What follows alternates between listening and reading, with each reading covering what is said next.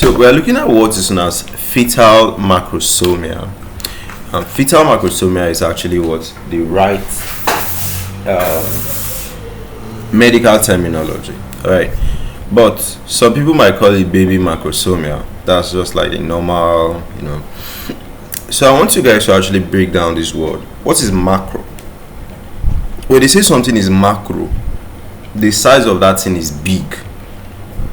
All right. So fetal macrosomia just have to do with what? A condition where the baby is significantly larger than how a normal baby should be at birth. Do you understand? The baby is larger, the baby is heavier than a normal baby. Of course, there will be a lot of complications. All right. Passing through the birth canal, it can cause a lot of what damages to the structures there. You understand? So one of the causes could be that is because of extra glucose that is reaching the baby. All right. So it's also known as what? Large for gestational age. Also, it can lead to complications for both birth. That's both the baby and the birthing parents. Okay. Definition. So a baby is considered to have macrosomia if they weigh more than what? 8 pounds 13 ounces. That's what? 4,000 grams. If you convert it to kilogram, that's 4 kg. Okay, sorry. If they weigh more than this, you understand? So if they are weighing like 4.5 kg, that one is a higher risk. That's to show that they have obvious macrosomia.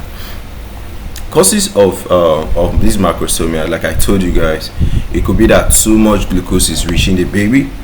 One thing that could make too much glucose reach the baby is what? Diabetes mellitus.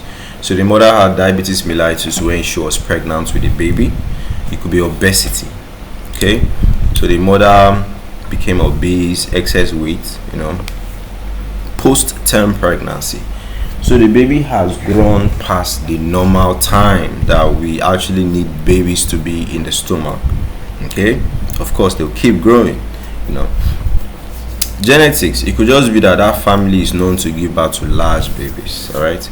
Then if the mother has previously had that problem before, she still has a risk. You understand? So complications for the baby: birth injuries. The body is too big. The baby will sustain injuries during birth. Low blood sugar after birth, difficulties breathing. There's increased risk of obesity and metabolic syndrome later on in life. For the birthing parents, the labor is prolonged. The mother is pushing. Nothing is coming out. Perineal tears, Cesarean delivery. They might end up wanting to do a Cesarean section for you because the baby can't come through the vagina.